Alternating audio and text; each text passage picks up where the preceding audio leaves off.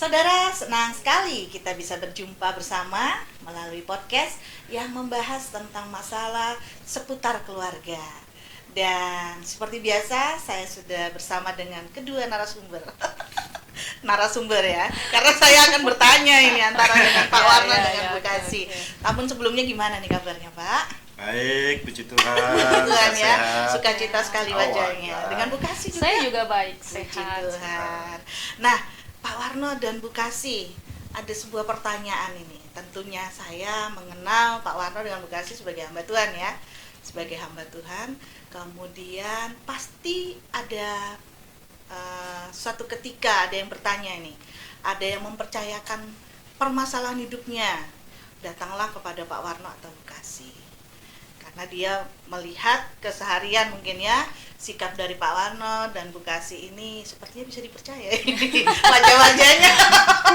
Jadi ada suatu ketika masalah yang nggak bisa diputuskan sendiri dan mempengaruhi kehidupan seseorang. Kemudian dia percayakanlah kepada Pak Warno untuk menceritakan dengan berharap ada solusi yang bisa dia hadapi, yang dia bisa dapatkan gitu.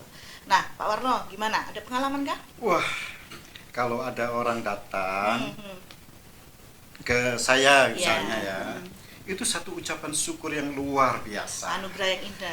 Anugerah yang indah sekali. Karena apa? Pasti orang yang mau datang itu sudah mempertimbangkan Betul. banyak hal. Ini Pak Warno bisa dipercaya nih.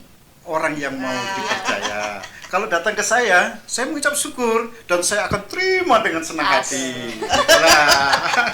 Kalau Bu Kasih, ada pengalaman? Ya, ada pengalaman juga dan saya setuju dengan apa yang dikatakan Pak Warno ya.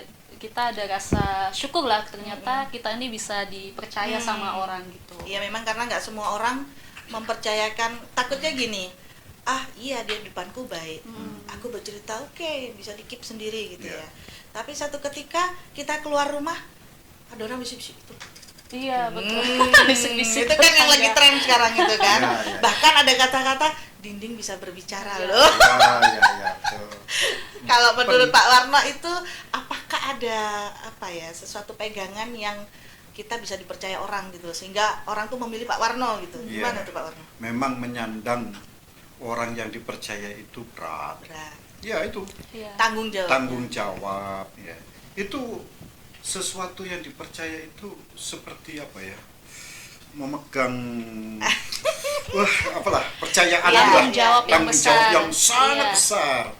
Sehingga kalau ada seperti itu, kita juga harus menjadi orang yang bisa dipercaya. Dengan jalan bagaimana? Ya pasti kalau orang datang itu kan banyak pergumulan, banyak rahasia yang dia ada dalam dirinya. Paling tidak gini Pak Warno, pemikiran dia, kalau saya bisa cerita ke Pak Warno, paling nggak beban saya berkurang. Iya betul. Makanya kita harus bisa dipercaya dan menyimpan. Tentu dipercaya itu kan menyimpan rahasia, rahasia orang itu. Jangan sampai jadi ember katanya. Bahan pembicaraan, bahan gibah. Ya diberitakan kemana-mana. Jadi kita harus betul-betul menyimpan rahasia. Orang percaya itu kan menyimpan rahasia. Dan mungkin ada ini ya. Ada prinsip. Prinsipnya. Ada prinsip yang harus kita pegang ketika ada orang datang kepada kita menceritakan segala pergumulannya. Nah, yang pertama itu yang paling penting itu tadi itu kerahasiaan. Menjaga kerahasiaan dari semua yang sudah dia ceritakan ke kita. Jangan sampai sedikit saja kita sebarkan informasi itu. Ya, jangan sampai ketika dia sudah menceritakan semua permasalahannya ke kita malah dengan gampangnya bercerita kepada orang lain. Sekalipun itu mungkin dengan pasangan kita gitu ya, atau dengan orang terdekat kita, itu sama sekali jangan. Kecuali kalau misalnya kita rasa ada pergumulan ini yang dia sudah rasakan, kemudian ada jalan keluar yang sudah pernah dia alami, mungkin bisa kita bagikan ke orang lain sebagai batu loncatan juga buat orang lain. Tapi itu kita harus izin dulu ke dia, boleh nggak ini di-share-kan. Kalau misalnya dia mempersilahkan ya silahkan, kalau enggak ya berarti tidak boleh sama sekali. Itu yang pertama. Nah, yang kedua itu harus ada rasa empati. Tapi empati ini juga kita harus hati-hati nih. jangan sampai rasa empati kita tuh berlebihan. Nah, itu yang saya mau tanya. Karena kan kita sebagai kayak Pak Warno laki-laki, Bu Kasih perempuan. Ya, betul. Jangan sampai pemikiran saya, apakah kita bisa ikut larut di dalam permasalahan itu, artinya sebagai lawan jenis ya. Bisa saja, mungkin maksud kita baik Pak Warno, tapi dengan orang yang bermasalah ini dia merasa tuh enak sekali, adem, cerita ke Pak Warno nyaman gitu ya. Aku merasa diperhatikan sementara sama suamiku sendiri aku cerita udahlah bikin pusing aja. Nah itu kan gimana tuh Pak Warno cara menyikapi orang yang maunya tuh lebih yang dia dapatkan? Loh, karena saya angkat ini kenapa? Banyak kejadian. Ya, betul. Jadi kita ya, misalnya yang datang ke saya itu seorang wanita atau ibu gitu ya. Nah, di situ saya langsung bertanya, kalau saya laki-laki, ya saya harus saya sebagai hamba Tuhan, saya punya istri, saya bertanya kepada yang datang itu, bolehkah saya didampingi istri saya ini supaya yaitu tidak menimbulkan huru-hara, pencurigaan. Jadi saya izin, boleh nggak saya bawa istri saya duduk di samping saya?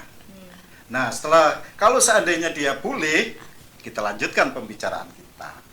Seandainya dia menolak, ya silakan cari orang yang bisa dipercaya kepada orang lain. Jadi begitu saja bagi saya, supaya tidak menimbulkan huru. Jangan sampai terlibat perasaan terhadap orang yang cerita ke kita, itu bahaya. Nah, itu gimana itu? Kita membentengi perasaan kita, artinya jangan sampai gini, karena ada satu ketika ini teman saya ini di sekolah di BP ya, guru BP-nya ikut nangis loh. Nah itu gimana tuh Bu Kasih? Iya, kalau secara prinsipnya seharusnya kita yang sedang dipercayakan untuk mendengar permasalahan orang lain itu, hati kita tuh harus kuat gitu. Jangan sampai kita ikut menangis ketika dia menceritakan permasalahan. Kalau itu saya nggak bisa berarti. Jadi gampang nangis saya. Kita dipercaya bukan nonton sandiwara yang membuat kita ikut emosi, tapi kita bertindak sebagai orang yang dapat dipercaya tadi. Orang yang bisa menguatkan, gitu ya. meneguhkan, bisa memotivasi, bisa membangun semangat hidup lagi. Sehingga dia juga bisa berpikir bahwa kita terima dia tanpa kita menghakimi dia dengan segala permasalahannya. Penting itu kalau menurut saya, jangan menghakimi. Jangan menghakimi. Dan jangan juga kita merasa paling hebat. Bisa. Itu kita ini sebagai hamba Tuhan ya. Kita istilahnya tanda kutipnya itu wakil Tuhan untuk bisa menolong, menyelesaikan persoalan, sharing. Jadi kalau orang datang itu ya sharing istilahnya, membagi pengalaman hidupnya, dan kita sebagai hamba Tuhan tetap memberikan nasihat-nasihat yang bersifat kasih, membangun. Kasih itu kan membangun. Ini bukan kasih ria, kasih itu membangun.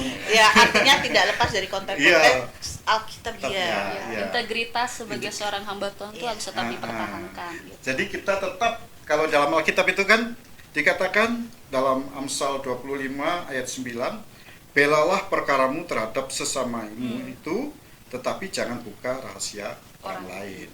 Jadi kita tetap menyimpan rahasia. Jadi kita kan dipercaya. Jadi kita tetap menyimpan sebaik mungkin. Ininya. Nah, ini pertanyaan lagi nih. Kalau kita dipercaya orang, nah otomatis kita sendiri sebagai manusia kadang kita bisa mengerti permasalahannya, tapi alangkah baiknya juga kita bisa minta teman bercerita, suami atau pasangan kita gitu ya. Nah, itu menurut Pak Warno dan Bu Kasih itu seberapa penting? Artinya pasangan kita menjaga rahasia juga.